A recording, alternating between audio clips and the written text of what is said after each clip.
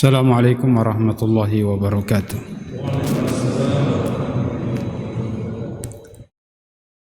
Alhamdulillah, wassalatu wassalamu ala rasulillah wa ala alihi wa sahbihi wa man walah, amma ba'd. Allahumma inna nas'aluka ilman nafi'an, rizqan tayyiban wa amalan mutaqabbala. Allahumma anfa'na bima 'allamtana wa 'allimna ma yanfa'una wa zidna ilman.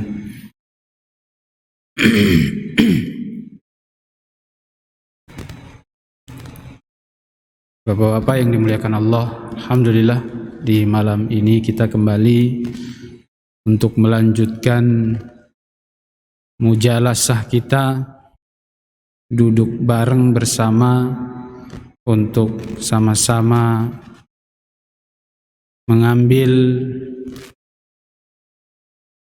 manfaat dari majlis ini, ya insyaallah ta'ala.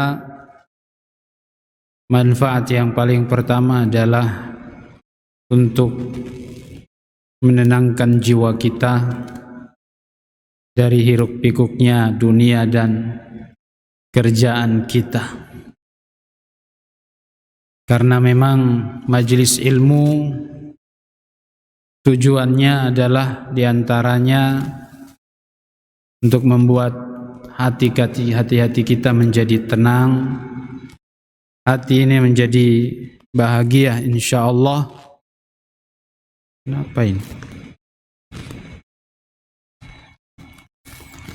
Membuat pikiran kita menjadi tenang, dan insyaallah mudah-mudahan urusan kita dimudahkan oleh Allah Subhanahu wa ta'ala. Dan tentunya Allah mengangkat derajat-derajat kita dengan ilmu ini, dengan ilmu agama. Bapak-bapak yang dimuliakan Allah, sahabat-sahabatku, pada malam hari ini insyaallah kita sama-sama ingin belajar apa itu niat.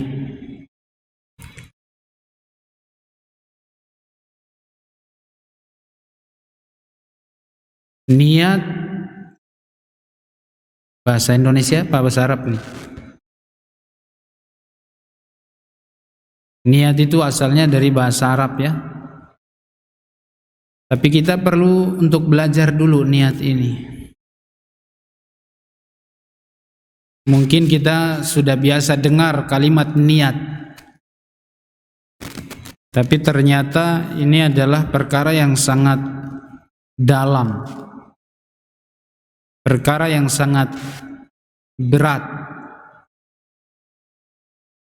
Sampai-sampai seorang ulama,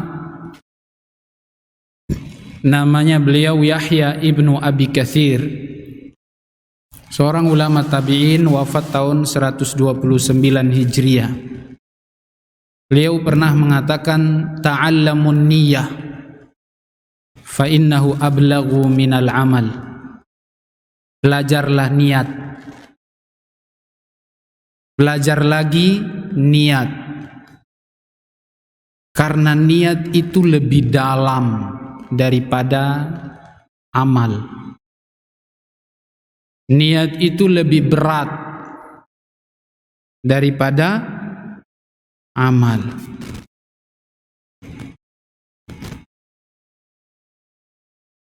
Kata beliau, fa innahu ablaghu minal amal. Lebih dalam daripada amal kita. Ada maksud tertentu dari ucapan beliau ini.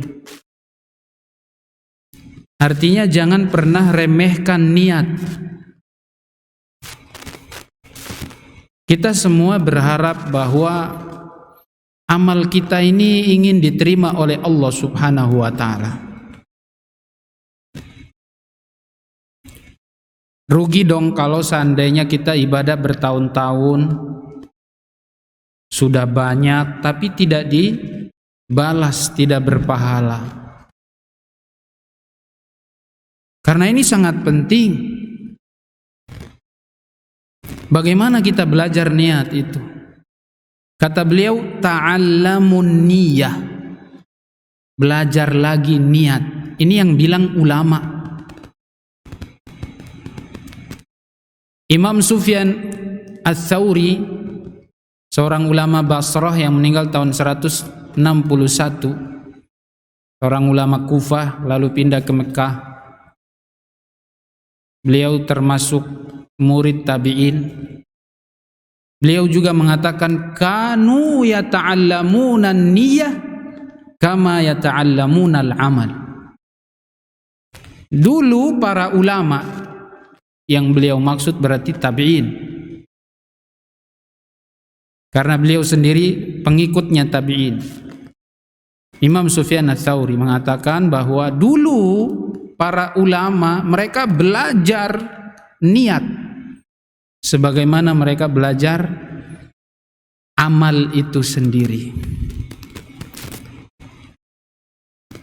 Jadi kita bukan cuman sekedar belajar toharo, bagaimana bersuci, ya kan? Pakai air apa, wudu yang benar gimana, dimulai dari mana, gerakannya bagaimana, diakhiri dengan apa, doanya bagaimana. Demikian juga tentang sholat. Kita memang perlu belajar sholat yang benar bagaimana, zikir-zikirnya bagaimana, dari awal sholat sampai akhir, gimana semua gerakannya. Ada sholat yang wajib, ada sholat-sholat yang sunnah. Demikian juga kita belajar tentang umroh, manasik haji dan umroh, tentang tawaf, tentang sa'i. Semua ini dipelajari. Belajar tentang puasa, niat dimulai dari mana, gerakan-gerakan atau amaliyah dari setiap amal ini memang perlu untuk dipelajari. Tapi justru yang harus lebih ditekankan itu adalah niatnya. Belajar niat. Kata beliau, niat itu lebih dalam daripada sekedar berbuat. Kalau cuman sekedar berbuat, bisa tidak berpahala atau bisa justru berdosa. Bukan hanya tidak berpahala, bisa juga berdosa padahal berbuat amal soleh. Itu karena niat.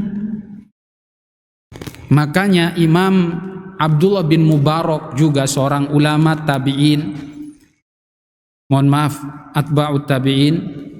Beliau lahir tahun 118 Hijriah, meninggal tahun 181 Hijriah.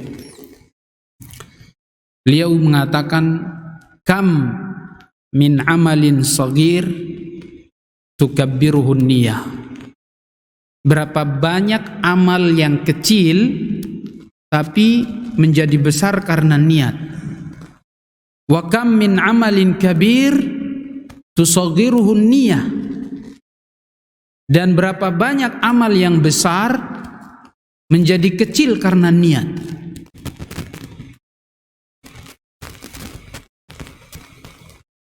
Itu bisa jadi amal kita yang kita lakukan walaupun besar, mungkin pahalanya kecil atau bisa jadi nggak ada pahalanya.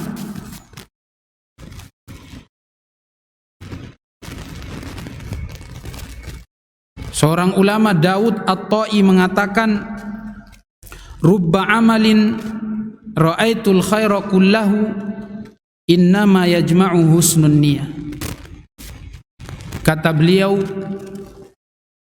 saya melihat kebaikan-kebaikan semuanya ini menjadi baik karena niat yang baik.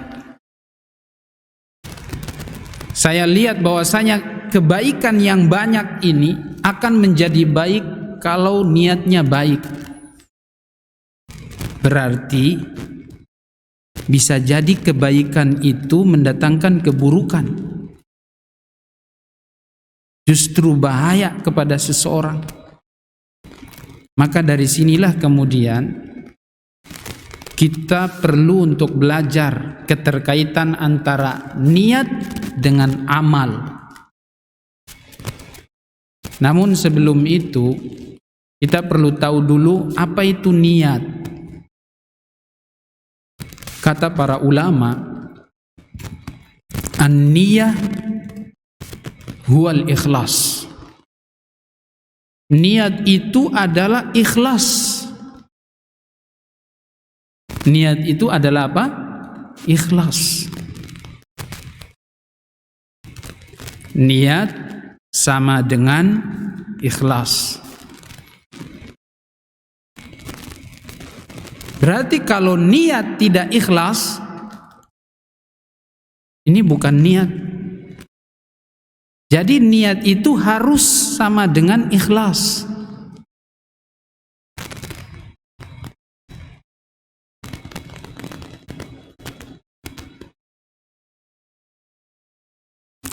Kata Ali bin Abi Thalib,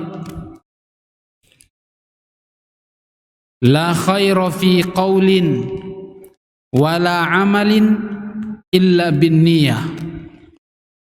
Enggak ada kebaikan pada suatu ucapan atau perbuatan kecuali dengan niat.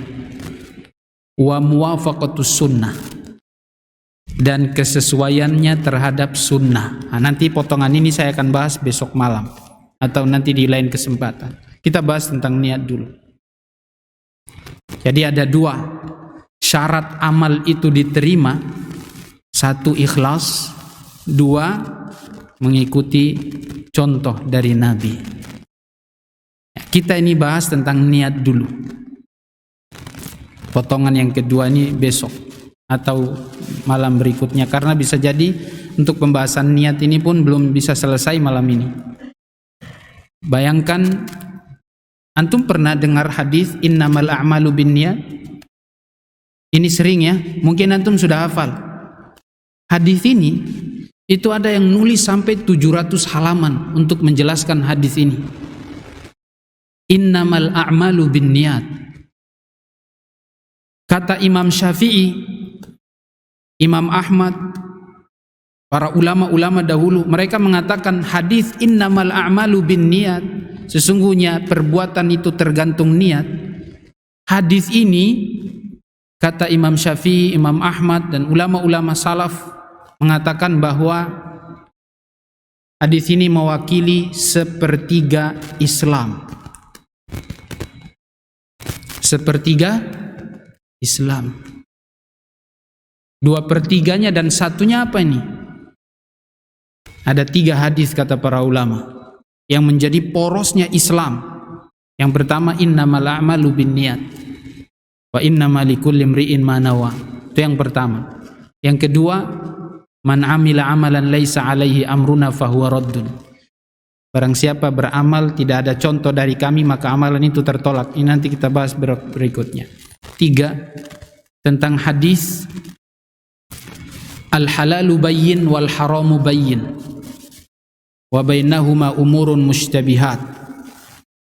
Halal itu jelas, haram jelas.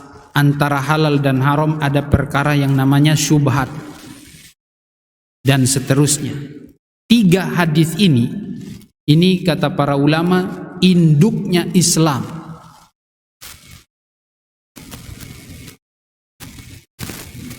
Hadis yang pertama bicara tentang hati, tentang amalan hati, tentang niat, tentang keikhlasan. Hadis yang kedua bicara tentang perbuatan amal yang harus disesuaikan dengan contoh dari Nabi.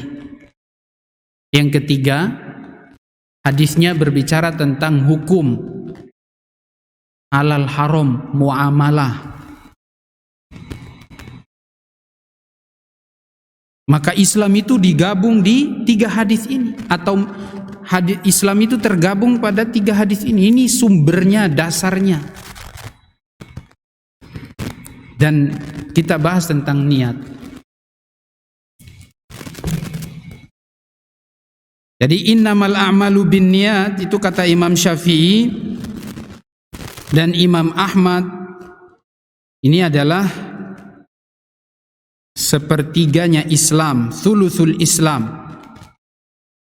Ya. Oleh karenanya, kalau kita mau cari hadis yang mewakili Islam ini, kembali kepada hadis ini. Bahkan Al-Imam Ibnu Hajar Al-Asqalani mengatakan ajma'al ulama, para ulama itu sudah sepakat bahwa hadis ini termasuk sumbernya Islam, pondasinya Islam. Demikian juga Al-Imam An-Nawawi mengatakan bahwa hadis ini, Al-Imam Ibnu Hajar meninggal tahun 748, Al-Imam An-Nawawi meninggal tahun 676 Hijriah. Mereka ini semuanya ulama-ulama kita yang berkomentar tentang hadis ini. Jadi hadis ini luar biasa. Kalau bicara tentang amalan hati, maka kita perlu untuk belajar tentang masalah niat ini. Ada keterkaitan.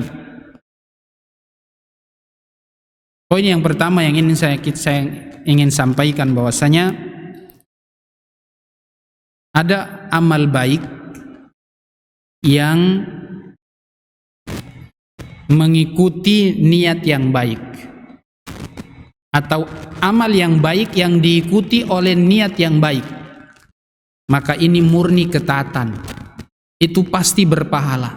Amal baik diniatkan baik, maksudnya ikhlas, seperti orang sholat, seperti orang puasa, seperti orang haji, niatnya ikhlas, maka amalan ini pasti berpahala.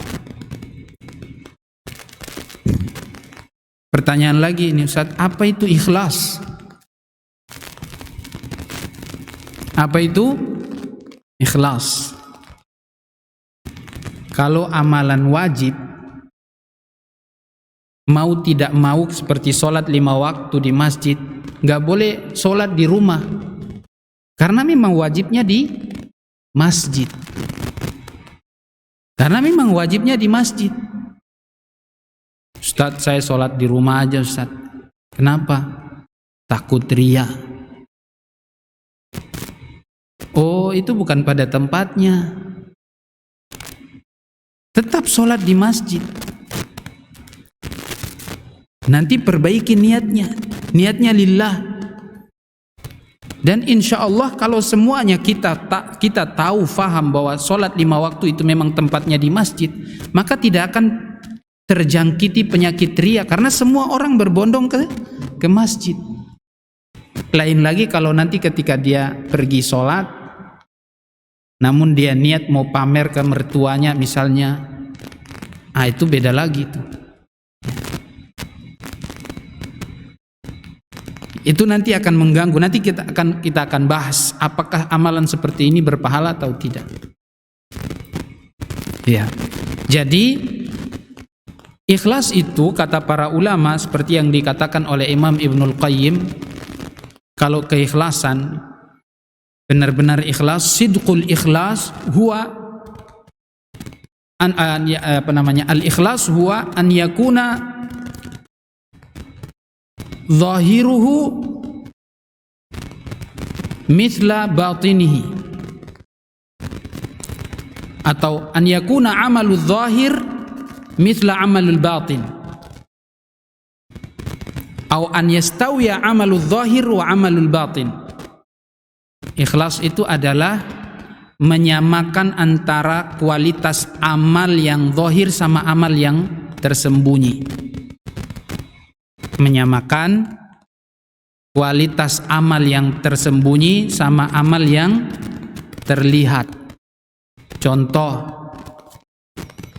kalau dia sholat tahajud sendirian, sholatnya 11 rakaat.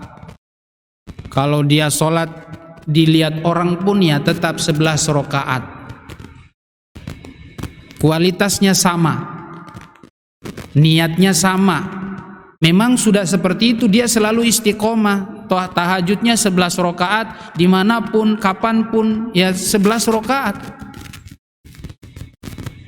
Kesamaan sholat yang zahir sama batin. Kalau lagi dilihat orang ya tetap kayak gitu, lagi sendiri pun ya kayak gitu. Kalau dia puasa, mau sendiri ya puasa, banyak orang ya juga puasa. Nah, itu ikhlas. Wariya an yakuna zahiruhu khairun aw afdal akthar min batinihi. Adapun riya adalah kalau amal zahirnya kelihatan lebih bagus daripada amal batinnya yang disembunyikan. Tinggal diukur aja. Misalnya kalau lagi lihat orang semangat, dia bisa jadi 23 rakaat, ya. Tapi kalau lagi sendiri 3 rakaat pun berat, ya. Kalau lagi sendiri 3 rakaat saja berat. Ini riya. Tanda-tanda orang riya. Ini kita tidak bisa menghukumi hatinya, tapi ini indikasi orang riya. Ini kata Imam Ibnul Qayyim. Adapun sidqul ikhlas an yakuna batinuhu afdalu min zahiri. Kebalikan dari yang tadi, dari riya. Yang batinnya lebih mantap, lebih semangat, lagi sendiri semangat dia qiyamul lail 23 rakaat atau 11 rakaat. Kalau lagi dilihat banyak orang mungkin cuma 3 rakaat, mungkin cuma 5 rakaat. Tapi kalau lagi sendiri, Masya Allah. Ini indikasi orang benar-benar jujur nih. Ikhlas. Walaupun demikian kan kita tidak bisa menilai hatinya. Namun ini kita bicara kalau itu terjadi pada kita. Kita nggak bisa nilai orang, oh kamu riya. Misalnya kita ngelihat datang orang bersedekah, Masya Allah 500 juta buat pesantren. Oh riya nih. Ya enggak lah. Gak bisa kita vonis orang ini riya. Karena itu urusan hatinya. Kita bicarakan sekarang ini adalah tentang hati kita. Kalau seandainya kita beramal seperti kondisi tadi yang dijelaskan oleh Imam Ibnul Qayyim. Ya. Ada juga yang mengatakan, Fudail bin Iyad mengatakan riya itu adalah, atau al-ikhlas dan riya itu adalah, dia bedakan, beliau mengatakan tarkul amali li ajlin nasi riya. Meninggalkan satu amal karena manusia itu riya. Meninggalkan suatu amal karena manusia itu adalah riya. Contoh misalnya dia biasa sholat tahajud, ya, lalu kemudian dia tinggalkan sholat tahajud itu gara-gara takut dibilang, kalau dia sholat takut dibilang dia riya, lalu dia tinggalkan. Maka kata Imam Fudail bin Iyad, ini riya. Ustadz, riyanya dari mana? Iya, berarti Anda berbuat dan tidak berbuat karena manusia. Itu riya. Wa al-amalu li ajlin nasi syirkun, kata Imam Al-Fudail bin Iyad. Dan kalau kita beramal satu amalan memang karena tujuan manusia, itu syirik.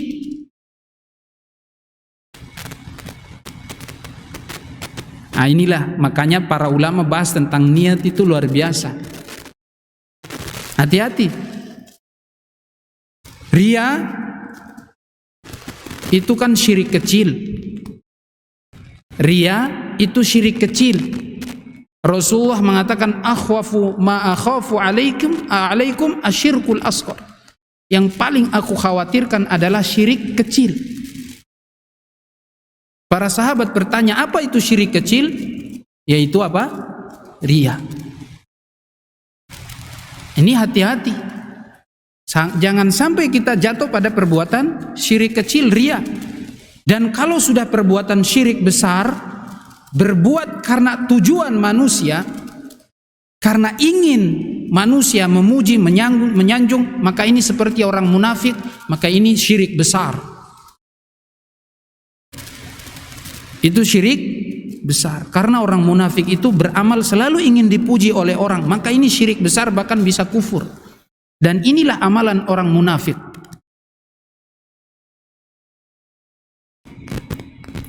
Ya. Jadi memang kita harus hati-hati. Makanya Rasulullah sampai berdoa agar diselamatkan dari syirik. Mau yang kecil, mau yang besar. Rasulullah berdoa dengan doa ini, dihafal, baca doa ini supaya kita selamat dari syirik kecil sama yang besar. Allahumma inni a'udzubika min an usyrika bika wa ana a'lam wa astaghfiruka lima la a'lam. Ya Allah, aku berlindung kepada Engkau dari berbuat syirik dalam keadaan sadar. Dan saya minta ampun ya Allah dari berbuat syirik dalam keadaan tidak sadar. Ini doa yang diajarkan oleh Rasulullah, dan ini Rasulullah baca. Nabi saja berdoa berlindung dari terjerumus pada kesyirikan, apalagi kita. Nabi Ibrahim pun berdoa, wajnubni wa baniya an na'budal asnam. Ya Rabb, selamatkan aku dan anak keturunanku dari menyembah kepada selain Allah. Karena syirik itu menyembah selain Allah, menunjukkan atau mengarahkan sebuah ibadah kepada selain Allah, itu syirik. Nah, maka kita sangat perlu untuk belajar tentang niat ini. Bagaimana pengaruh niat terhadap amal kita. Jadi jelas tadi niat itu apa ya? Niat itu apa dan keikhlasan itu apa? Tadi niat kan sudah dibilang bahwa niat itu ikhlas, dan keikhlasan itu seperti yang tadi saya jelaskan. Ya. Bahkan ada sebagian ulama mengatakan niat lebih umum daripada ikhlas. Dan ikhlas lebih khusus daripada niat. Karena keikhlasan hanya membahas fokus pada ketulusan niat. Sementara niat itu dia bisa lebih umum, karena niat itu dengan niat kita bisa menentukan ini amal wajib, ini amal sunnah. Ya. Ada perbedaan. Jadi ada ulama mengatakan niat beda dengan ikhlas, karena niat dia bukan cuma sekedar memurnikan hati kepada Allah, tapi juga membahas tentang pembeda untuk menentukan amal ini wajib atau amal ini sunnah. Contoh misalnya, ada orang masuk ke masjid, dia sholat. Ini sholat apa ini? Sholat wajib apa sholat sunnah? Nah, juga niat itu membedakan antara satu sunnah dengan sunnah yang lain.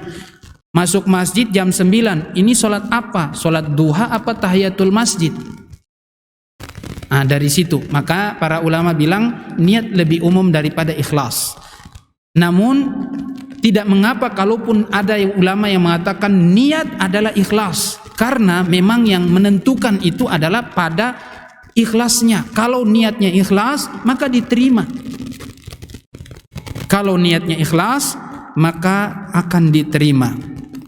Jadi tadi kita sudah katakan keterkaitan antara amal dengan niat itu adalah Kalau seandainya ada orang yang beramal soleh, niatnya baik, maka amal itu adalah murni amal soleh berpahala.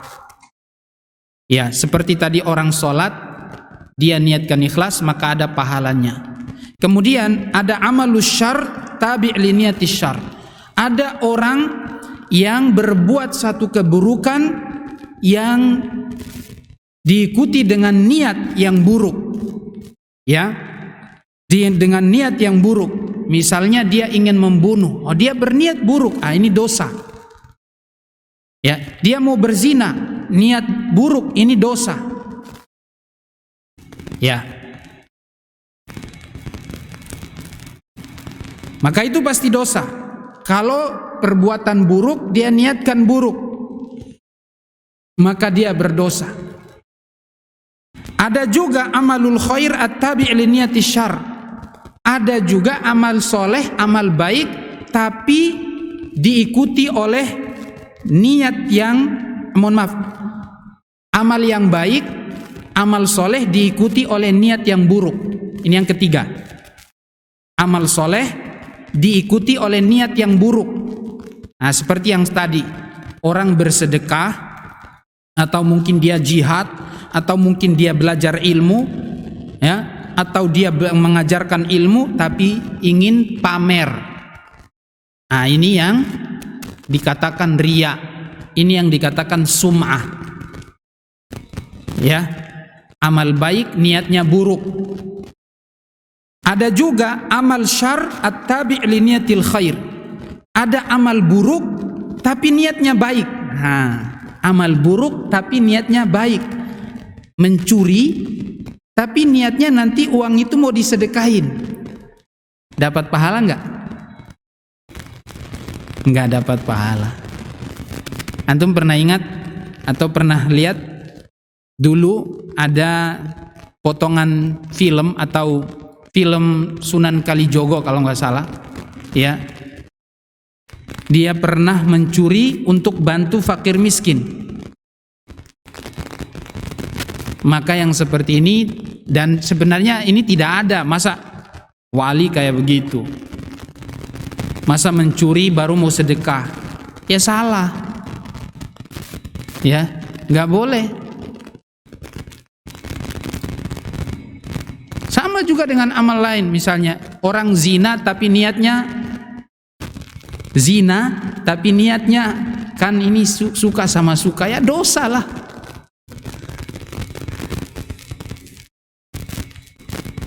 Amal buruk mau diniatkan baik, ya tetap dosa.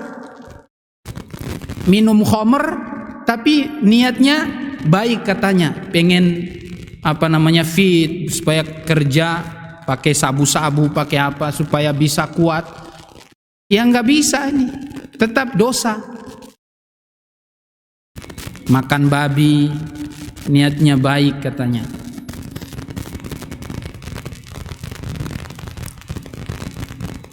Jadi amal buruk diikuti dengan niat yang baik.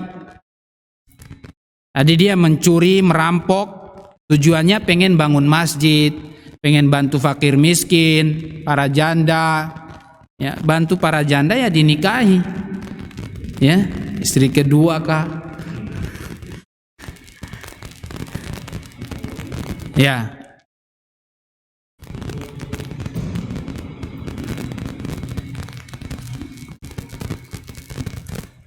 Merokok tapi niatnya baik, dapat pahala nggak?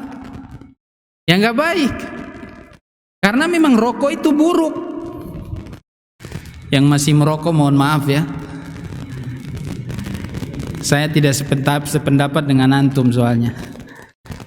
Yang jelas rokok itu merugikan kesehatan, merusak kesehatan, dan Islam tidak menyuruh kepada yang hal-hal begini. Ya, lebih bagus nggak merokok, lebih sehat. Tapi nanti kita akan bahas, ada orang meninggalkan maksiat, niatnya pengen cuman sisi medisnya, pengen sehat, dapat pahala nggak? Nah, itu juga nanti ada pembahasan. Kayaknya waktunya udah habis, mungkin saya cukupkan, insya Allah besok malam saya lanjut insya Allah.